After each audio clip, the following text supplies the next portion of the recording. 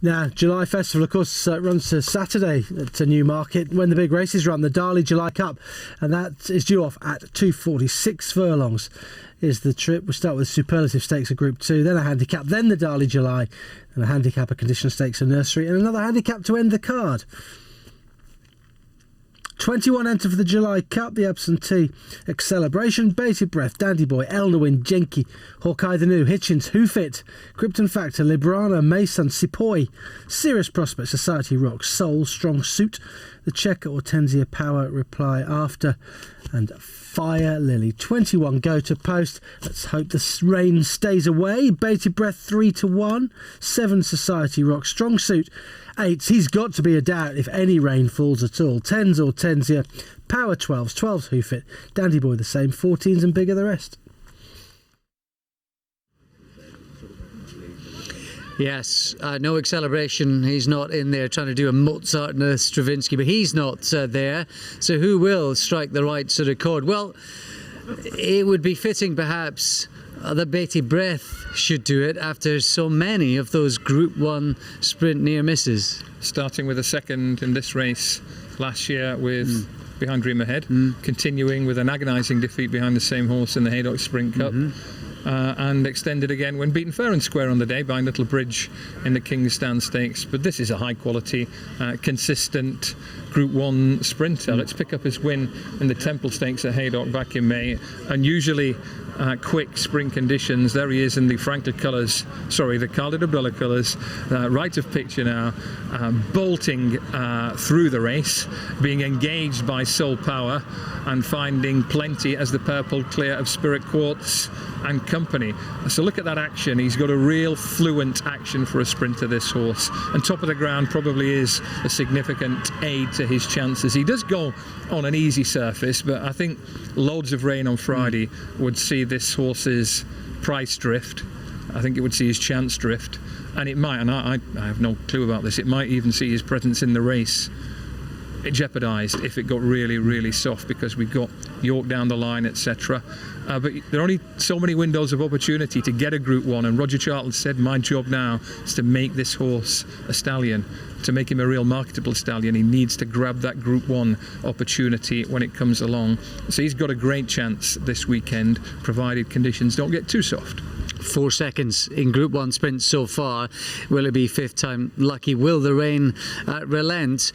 What about Society Rock, who was unlucky in the run at Royal Ascot? We know this is a Group 1 6 furlong sprinter coming into this on the back of an eye-catching effort. Yeah, we know he's a Group 1 6 furlong sprinter at Ascot. It's slightly different at Newmarket. I think he was out of the money in this race, was it 2 years ago? 7th. And I don't think he ran in the race last season, but we know that he won the what was then the Golden Jubilee last season at a big price at Ascot. We know that he ran a belter in this year's, considering that slow start, but pick him up at York in May after a typically sort of sluggish early part of the race. He came on strong late on. Tiddlywinks wins, Bogart's in there, the Checkers in there, and Society Rock is staying on strongly late to claim a place, thwarting those who'd laid him for a place, including me.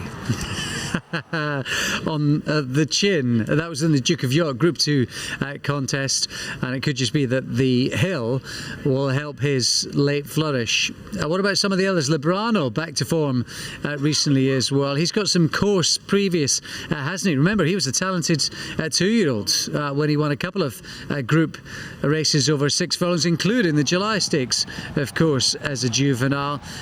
He's back to back in and around listed and conditions class.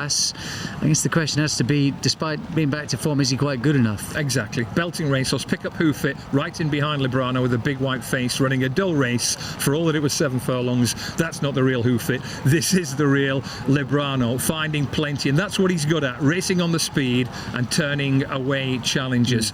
He ran well in this race last year, Alex, just out of the money, slightly squeezed when Bated Breath went past, and he ran a belter, and he's right on his A game now. You did right. I think you detect from your voice that you wonder whether he's a proper Group 1 sprinter, and I share those views.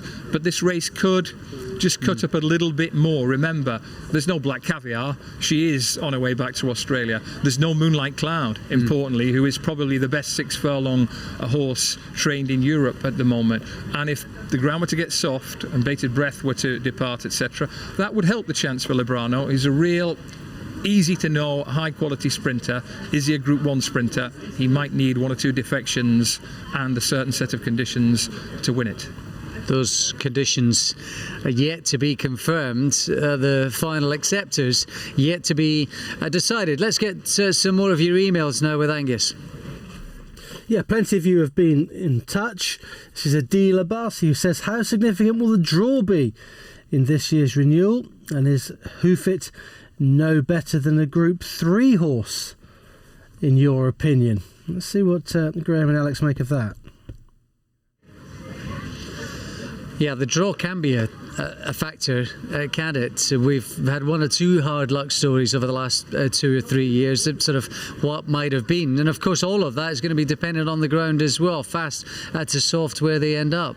Yeah, if we get a really big field, the draw can be a significant factor on any track. You remember last year when the cream did rise to the top thanks to Dream Ahead, Bated Breath, etc. They raced on the near side. Librano gave them a fantastic lead through the race. We've had times when, was it Delegator, horse who seemed to have his chance drawn away by being drawn on the far side. Now at Newmarket, as you look at the stalls, left is low, I think, as far as I remember now. But either way, the near side, the stand side rail was a good slot last year, but the best horses came to the top. Fortunately, we have 2 days of racing, which should give valuable galloping clues as to the potential effects of the draw. As regard Hoofit being no more than a Group 3 horse, that's not right, because I was at Haydock last September when he was beaten that far in a Group 1, which tells you that on his day he is a Group 1 horse, but he's had 2 chances to show that form this season and he hasn't shown it by a long chalk. So he is a Group 1 horse. Sorry, I'll rephrase that sentence. He was a Group 1 horse, but it's impossible to say he's a Group 1 horse right now. Who's bringing the best form to the table at the right time, and will they be allowed to show that form given the conditions? Those are a couple of questions we'll have answered for you on a very, very busy Saturday. Angus is busy with another email. Yeah, Ray Stevenson this time. He says Bated Breath are ground likely to be against him, and Hoofit out of form. Both are the highest rated at 118, and neither has won a Group 1. So by definition, it seems a substandard renewal, with the best 3-year-old Power disappointing twice in 3 runs. Is there an upset on the cards, lads? Well, I guess when you've got a horse who's getting touched off in Group 1s, but yet to bag one, and you've got another who's not showing any sort of form. You've got horses like Librano who you wonder if they're quite on the cusp of that. If for one reason or another some of those fancies aren't going to run the race or have vulnerabilities that you might perceive in their armour, then it could be a bun fight. Yeah, and given that in sprinting divisions often there can be just a pound or two, a length, half a length here between 8 horses, it could be a bun fight. I agree. Hence the fact that you can't dismiss horses like Librano in the way that you might otherwise. Others to mention, Hortensia, Aussie Raider who came to Royal Ascot with a big reputation. I saw her in the paddock and I thought, she's in trouble. I saw her at the start and I thought, she's run her race already. So she was in a bad mood by the time that race started. Apparently they tried to sweeten her up. She stayed in Newmarket ever since. She might be back. What about any others we should mention? I don't know what's happening with Sepoy, but looking forward to seeing that horse back in action. We can touch on him in a bit more detail after another email. But the foreign contingent, i.e. current Aussies and ex-Aussies, could be significant here. Not just Sepoy, but Hortensia and Soul, an ex-Aussie sprinter who ran very well for a long way in the Diamond Jubilee behind Black Caviar. So it could potentially have an international flavour. Let's get another email from Angus.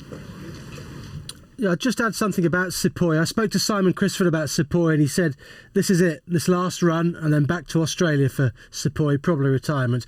Jerry Bowman says via email this: as a regular race goer, I despair at the ridiculous situation of having the July Cup, John Smith's Cup and Weatherby's Super Sprint all on Saturday the 14th.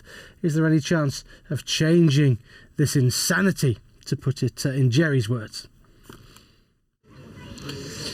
Yeah, there was a line in the Post, wasn't there, about how many scores of jockeys are going to be required on a Saturday like that, and that means it's opportunity for someone else potentially. But having all those big meetings on one Saturday, is that a clash of interests? Does it serve a purpose? Yeah. Do you understand the racetrack's desires? I did, and for long enough that I was, of the opinion that let's make it Super Saturday whenever possible. But your position shifts with experience on stuff like this, and I get Jerry's email completely. We're talking about different interest groups here. Trainers, jockeys, owners will have one view.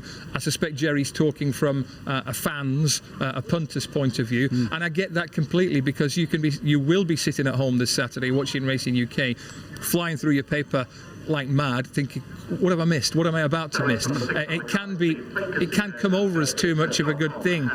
But for as long as the racecourses can make twice as much money by racing on a Saturday as on a Friday. Remember the July Cup, July meeting used to be Tuesday, Wednesday, Thursday, then it went Wednesday, Thursday, Friday, now it's Thursday, Friday, Saturday. And if you looked at the numbers on Newmarket's balance sheet, you'd say, well, I can see why. But I get Jerry's email completely. I started off thinking, you have to go with when most people can be there and most people can watch on telly. Having experienced a few of those scattergun Saturdays now, where big races are going at you every 10 minutes, literally, I've now changed my position slightly, and I get the case for a little more flexibility and a little more aiming of the bigger races back on Thursdays or Fridays, maybe. The beauty is, on Saturday, if you're at home watching Racing UK, no channel hopping required, because you see the lot.